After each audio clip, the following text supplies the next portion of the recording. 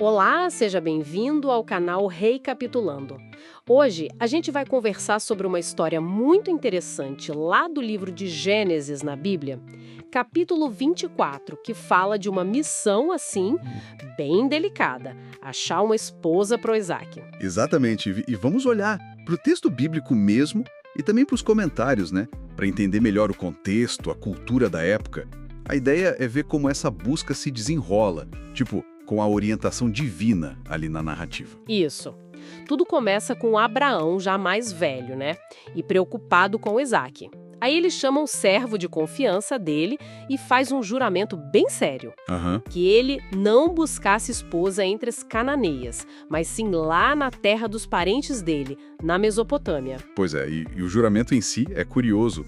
Colocar a mão debaixo da coxa. Os estudiosos falam que isso reforçava a seriedade da coisa, sabe?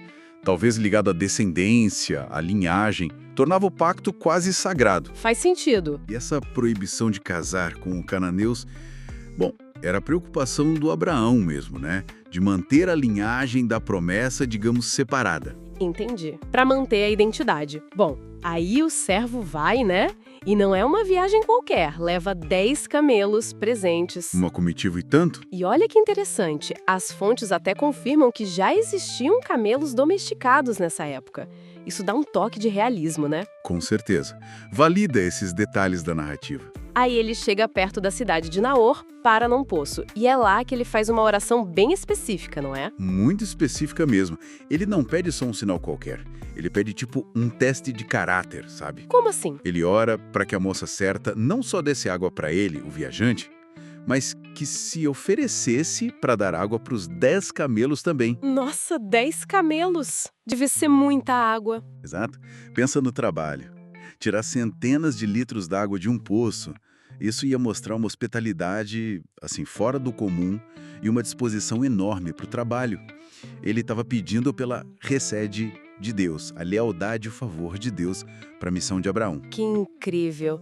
E o mais impressionante é que, antes mesmo dele acabar de orar, a Rebeca aparece. Aham. O texto descreve ela como muito bonita, virgem, o que era importante para garantir a descendência de Isaac, né? Fundamental. E ela faz exatamente o que o servo pediu, dá água para ele e para os camelos.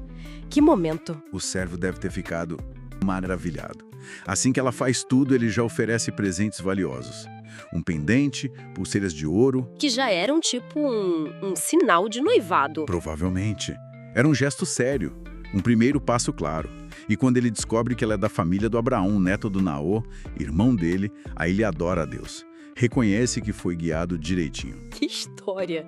E a família dela como reage? O irmão Labão aparece bastante, né? Sim, o Labão e alguns comentaristas notam que ele parece bem de olho nos presentes de ouro. Talvez um sinal do jeito dele que a gente vê depois com Jacó. Verdade. Mas eles recebem bem o servo. E o servo mostra a urgência dele. Nem come antes de contar tudo, desde o início. O juramento, a oração, o sinal. Ele estava focado na missão. Totalmente. E aí o Labão e o Betuel, que era o pai, mas talvez já idoso, por isso Labão fala mais. Eles reconhecem, dizem, isso vem do Senhor. Aceitam a proposta. Aceitam. Aí o servo entrega o muhar, o dote, que era na prática uma compensação para a família pela perda da filha, né? Entendi. Mas a família ainda tenta segurar ela um pouco, né? Pedem uns dias. Pedem. Mas o servo insiste na pressa. E aqui tem um ponto bem interessante. Consultam a Rebeca. Ah, perguntam para ela. Exato. Perguntam se ela quer ir. E a resposta dela é direta, firme. Irei. É notável essa decisão dela, né? Deixar tudo para trás. Muita coragem. E aí a narrativa muda o foco para o Isaac. Isso. Ele estava meditando no campo, fim de tarde, quando a caravana chega. Rebeca vê Isaac de longe e se cobre com o véu, um sinal de respeito. E o servo conta tudo pro Isaac. Conta toda a história. E o final é bem bonito, né? Isaac leva a Rebeca para a tenda que tinha sido da mãe dele, Sara. Um gesto muito simbólico. A passagem do bastão, quase. Exatamente. Uma nova fase para a família. O texto diz que ele a amou e encontrou consolo pela morte da mãe. Ele tinha 40 anos nessa época. 40 anos. E pensando em tudo isso, uma das fontes que a gente viu destaca justamente essa questão da busca por orientação, né? Sim, ressalta muito isso. como a história pode ser vista como um exemplo da importância de buscar a Deus em decisões cruciais como o casamento.